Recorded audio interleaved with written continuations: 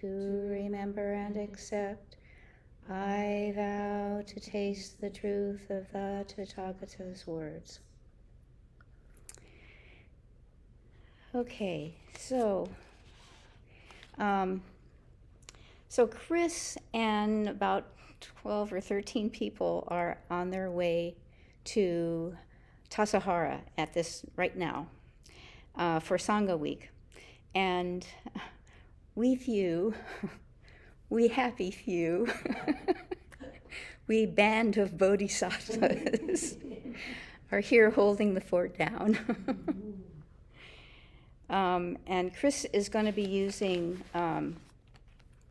Zen Mind, Beginner's Mind over the next few weeks. So Marilyn, who will be in charge on Thursday, and I are going to be sharing a couple of stories or a couple of talks from Suzuki Roshi's book and Zen Mind, Beginner Mind. So, and the talk that I'm doing is coming from page 99, and it's called Traditional Zen Spirit. And I'm also going to actually be using, not always so, for a little tiny bit part of it. So,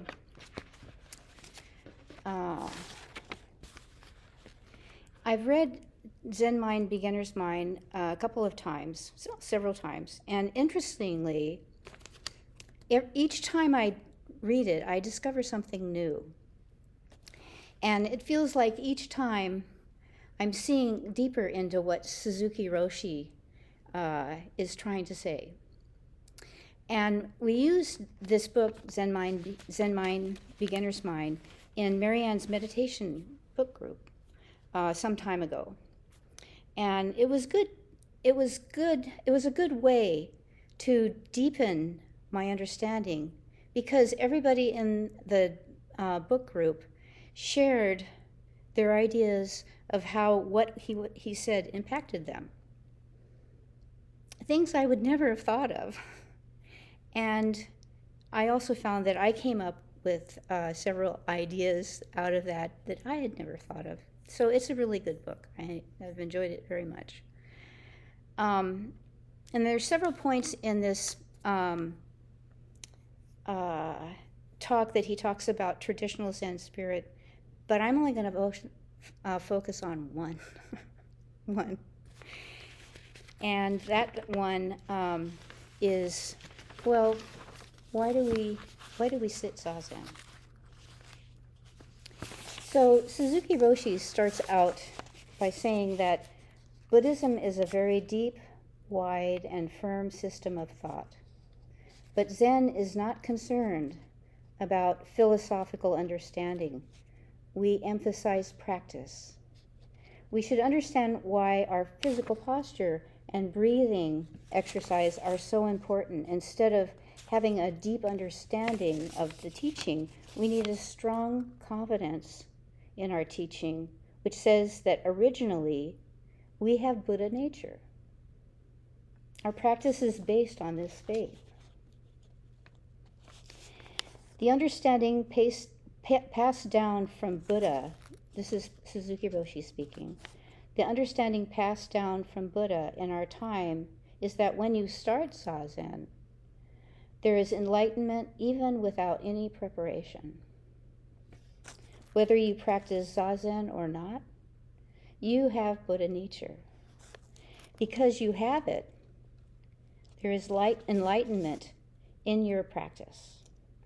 The points we emphasize are not the stage that we attain, but rather the strong confidence we have in our original nature and the sincerity of our practice.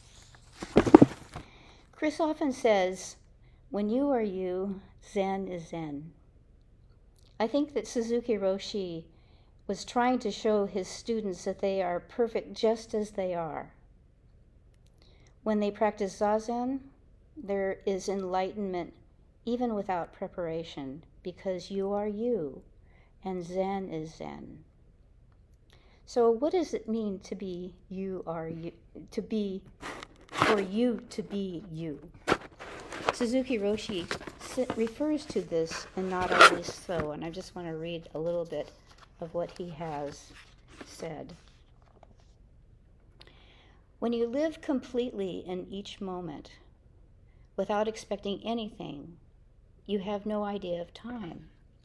When you are faithful to your position or your work, your true being is there.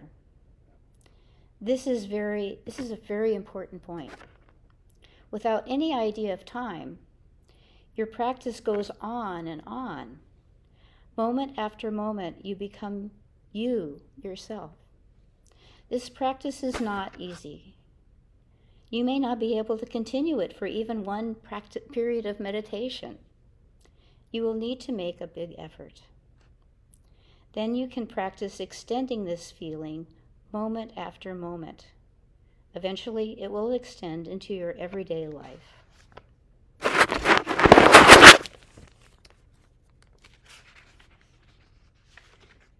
Suzuki Roshi goes on in Zen Mind, Beginner's Mind by saying, more important than any stage which you will attain is your sincerity, your right effort. If you do not understand this point, the posture and the way of breathing are just a means of attaining enlightenment. If this is your attitude, it would be much better to take some drugs instead of sitting in a cross-legged position. If our practice is only a means to attain enlightenment, there is actually no way to attain it. We lose the meaning of the way to the goal, but when we believe in our way firmly, we have attained enlightenment. When you believe in your way, enlightenment is there. According to traditional Buddhist understanding, our human nature is without ego. When we have no idea of ego, we have Buddha's view of life. So when I was reading these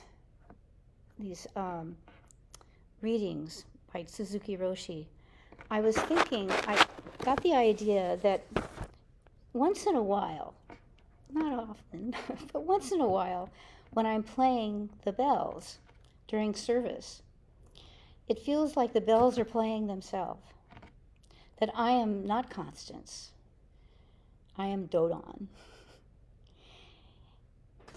And I'm not really playing the bells myself. That's one of the things that I talk about when I do the Doan Ryo trainings. When you are Doan or Kokyo or Mokugyo player, you enter that role. You play the bells or sing or drum as well as you can. And then when you are finished, you leave that role. In a way, it just seems like that's kind of what Zazen is in a lot of ways. You sit and you are who is sitting. The purpose of our practice is to notice the karmic spinning mind. If you are trying to attain enlightenment, that is part of karma. You are creating and being driven by karma, and you are wasting your time on your black cushion.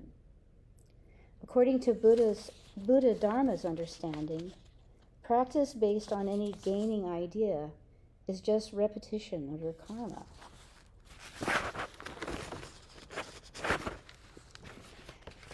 What I think he is trying to explain is that when your ego is not trying to make sense of the situation that you are in, you are seeing things as it is. You are seeing what is really happening at that moment.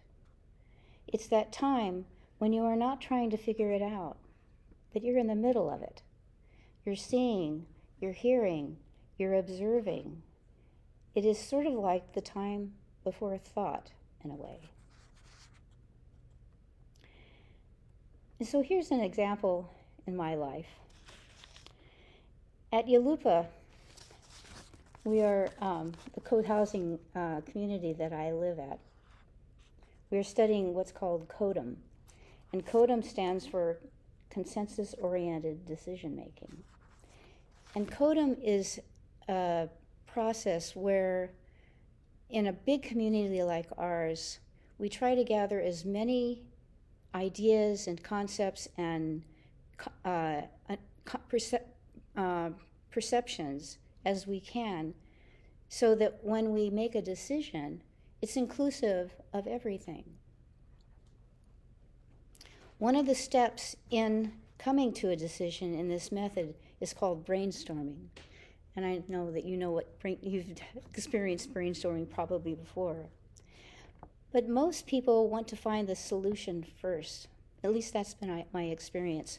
So anxious they are to get out of the uncomfortable situation they are in. What should I do? Where's my plan? How can I fix this situation fast? But really, what is needed is a completely open invitation to explore what might be possible, to throw out as many ideas as possible, even those that are crazy, wild, harebrained options that no one would ever do, but might show a way forward. To sit in the middle of discomfort, of not knowing, and have an open mind to what might be a possibility. So Chris often says, not knowing is most intimate. And sometimes I think we don't want to be so intimate. But what would it mean if we are willing to sit in that place of difficulty for a while and explore those dark, hidden corners? When we allow ourselves to be in that place of wonder, we can see what reality really is. It is not an easy place to stay. We often want to fix it immediately, to find the first solution. We don't want to stay in that difficult situation. But to bring ourselves back to that place of not knowing is helpful because we can breathe there. There is no judgment, no right or no wrong. And of course we want to move forward, make a decision, take an action, help, be proactive. But by stopping and reflecting and exploring those areas that are hidden or that we don't want to look at, we will be better for it. So what I think Suzuki Roshi is trying to say is that when you are practicing Zazen, there is enlightenment even without preparation. You have Buddha nature. Because you have it, there is already enlightenment in your practice. As I was thinking about this talk of Suzuki Roshi's, I thought of a story that I had read and come across many years ago. And I also thought of a poem. And so the poem is about wild geese. And the story is also about geese. So, like I said, I read this story many, many years ago. It's about a woman who was making a pie in her kitchen. As she was putting the top crust on before baking, she looked pensively at the crust and the pie for a moment, picked up her knife and began carving a design into the pie.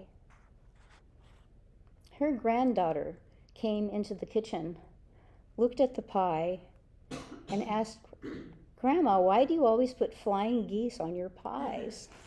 And she thought for a moment and said, "Well, one time when I was having a particularly difficult time, I walked out into the backyard, and as I was standing there, I heard and then saw that familiar wedge of geese flying way above me into the blue sky. They were squawking at each other as they flew, encouraging each other. When I saw them, I thought, they are free in that big blue sky, free to be completely themselves. And I felt freer seeing them.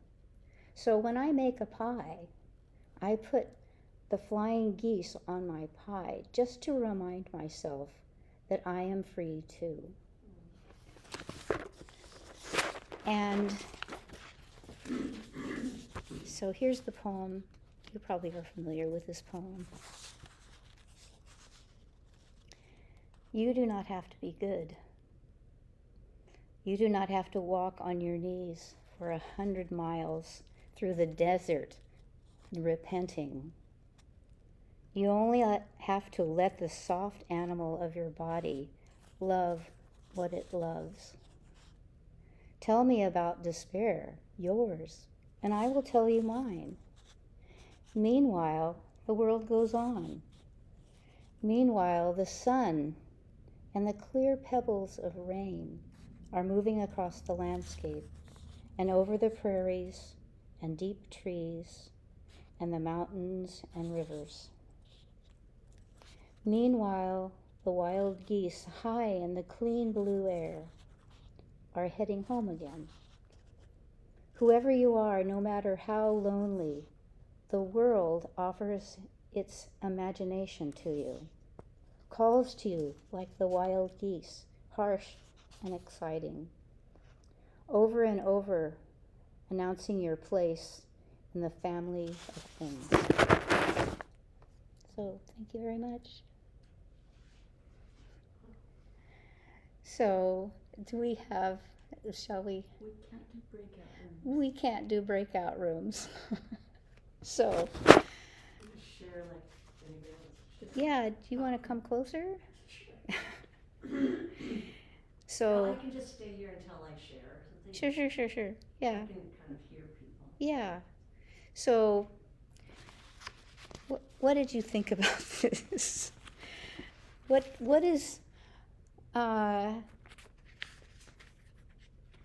is your place of freedom? How do you, and what is your place of zazen? What does it feel like to you? Or anything else you want to share?